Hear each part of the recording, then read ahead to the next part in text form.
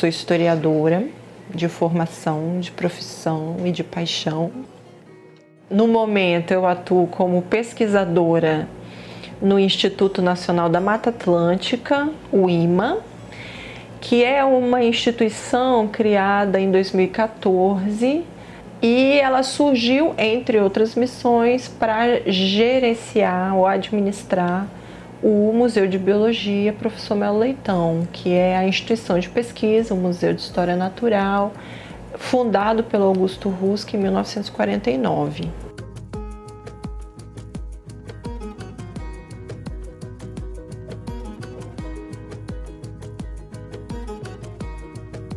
Eu descobri assim tesouros. A primeira carta que eu peguei assim muito aleatoriamente era a minuta de um ofício que ele escreveu para o presidente Juscelino Kubitschek, justamente sugerindo ao presidente que fosse criada uma cadeira universitária chamada Conservação da Natureza e de seus Recursos. E eu fiquei fascinada, como assim ninguém sabe da existência dessa documentação?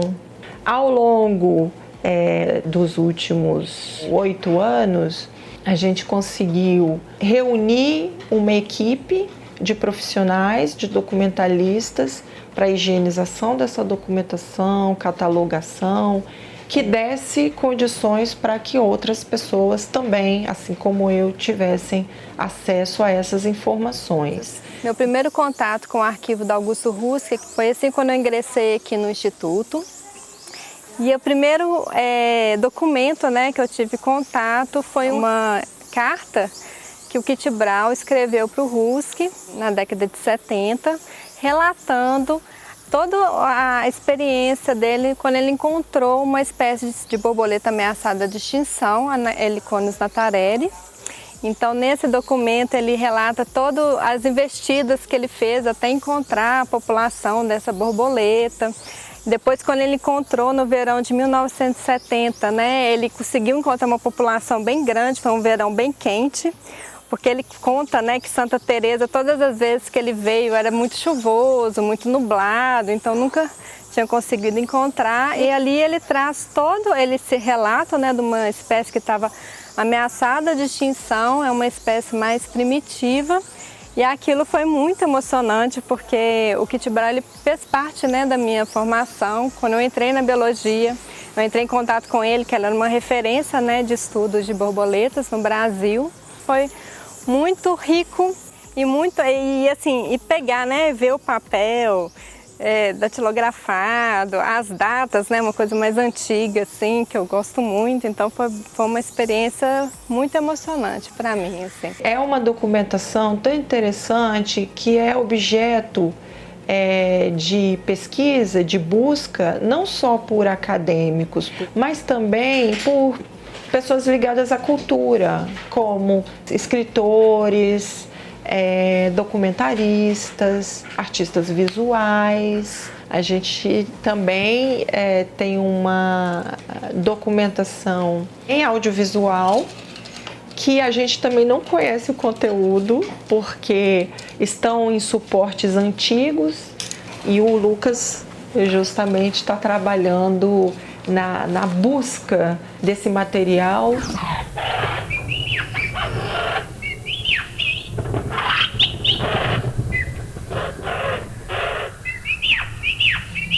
Faz alguns anos que eu já pesquiso sobre o personagem Augusto Rusk.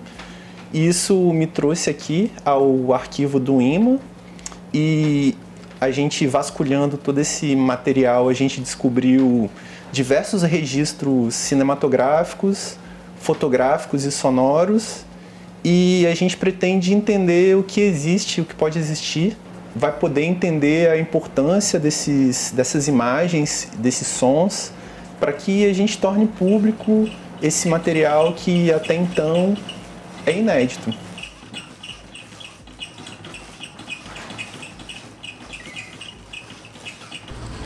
Aline, esse filme parece muito com um filme que a BBC fez sobre o Rusk, Na década de 70 tem uns slow motions de Beija-Flores. É um filme que eu sempre tive curiosidade de ver, mas é muito difícil, nunca encontrei. Olha, correspondência entre Augusto Husk, Crawford Greenwald, Júlio Soares e Richard Brock a respeito do documentário sobre Beija-Flores, da BBC de Londres, filmado no Museu Melo Leitão em 1967. Será?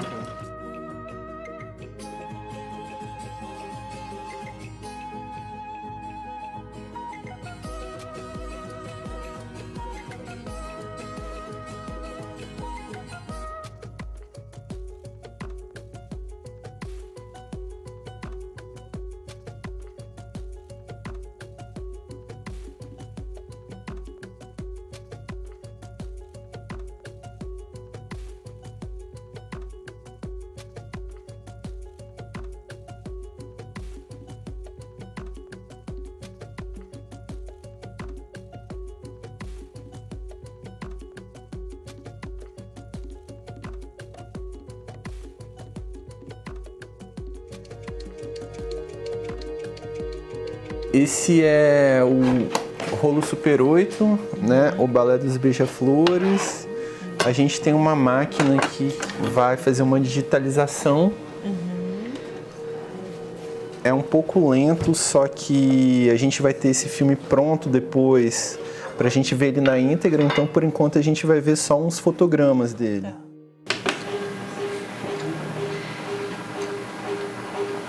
Não parece muito um balé de Beija-Flores, não.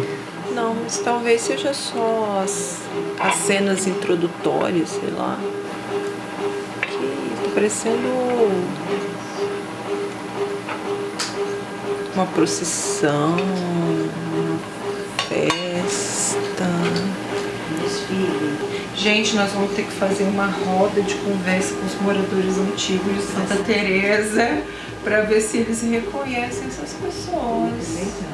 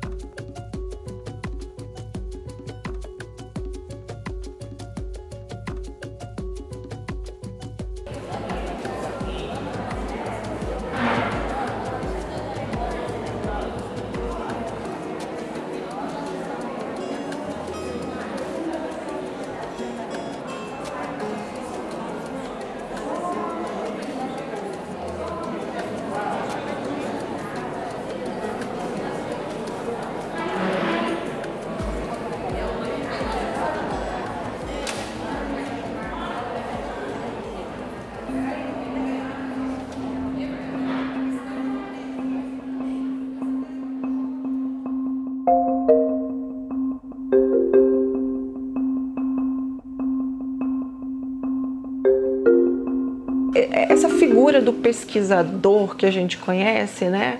Ou do cientista de jaleco branco, trancado no seu laboratório, o Husk rompe com isso totalmente, porque ele era um cara que se relacionava com presidentes da República, governadores, cantores. Eu já encontrei carta para o Husk da Nara Leão, por exemplo, dizendo que era admiradora do trabalho do Husk. Ele tinha uma ligação muito interessante com um personagem muito emblemático da história do Brasil da primeira metade do século XX, que é o chamado rei das comunicações, ou rei do Brasil, Chateau, o Assis Chateaubriand Bandeira de Melo, que foi um jornalista, empresário e político muito influente. Era um amante de beija-flores também. Ele tinha como hobby a criação de beija-flores. E ele, junto com Augusto Husk, desenvolveu a campanha de repovoamento de beija-flores, que começou no Rio de Janeiro e nos anos 50, início dos anos 50, e depois se expandiu para todo o Brasil. Pesquisas sobre migração de beija-flores foi financiada pelo Assis Chateaubriand. Ele inaugurou uma das edificações aqui do Museu Melo Leitão. Ele doou o dinheiro para que o Husk comprasse uma reserva biológica, uma reserva de proteção natural aqui nos arredores de Santa Teresa. Ele foi famoso por isso, por se envolver em brigas com grandes empresas,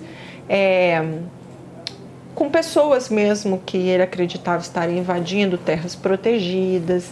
Então ele acionava os instrumentos da lei, os agentes públicos, cobrava por mais fiscalização e denunciava nos jornais as ameaças às florestas, às espécies raras ameaçadas de extinção. Tudo que ele considerava que era prejudicial à fauna e à flora, ao meio ambiente de um modo geral.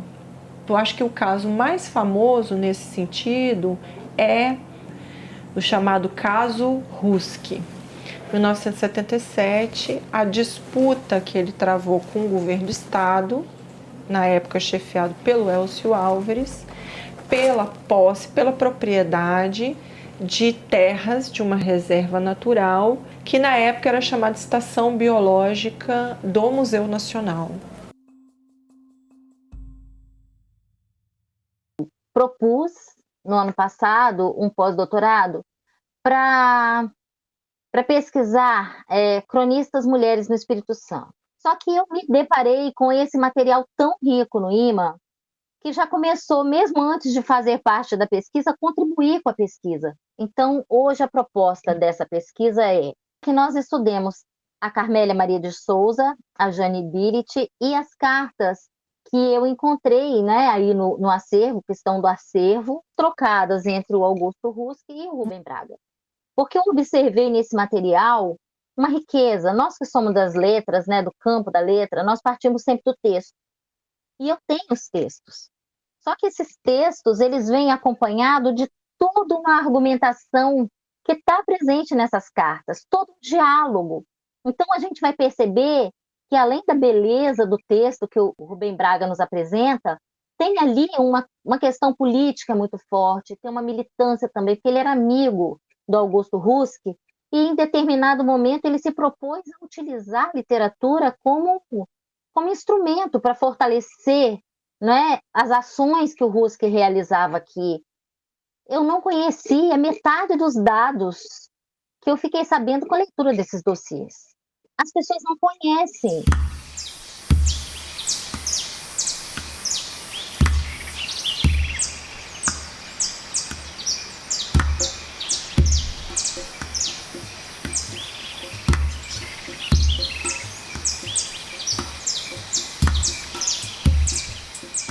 Outro aspecto muito interessante da trajetória de Husk, e é muito pouco conhecido, ou pelo menos muito pouco falado, é a relação dele com os povos indígenas.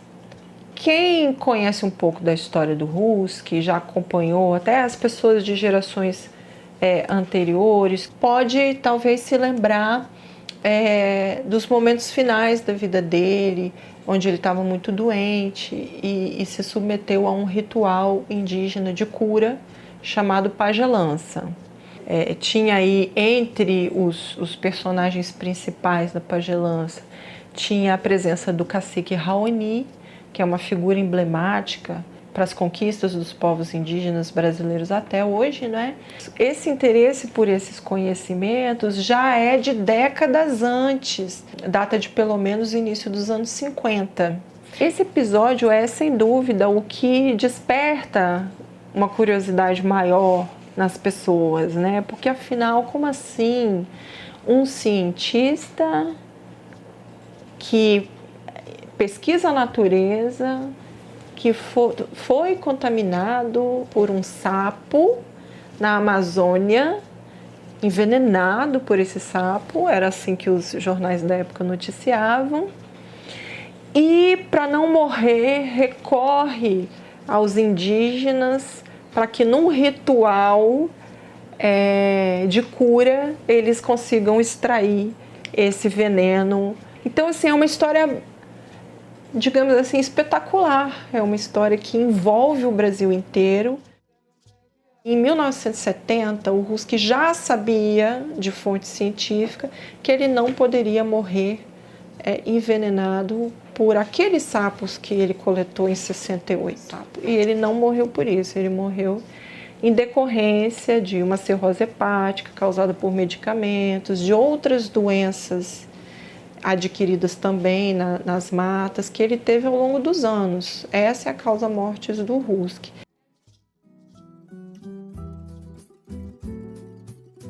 O Rusk também foi um pioneiro, porque a instituição que ele fundou, o Museu Melo Leitão, em 1949, foi o primeiro museu de história natural, a primeira instituição de pesquisa em ciências naturais do Espírito Santo, e foi uma instituição que surgiu num momento histórico em que o processo de industrialização do século XX estava a pleno vapor.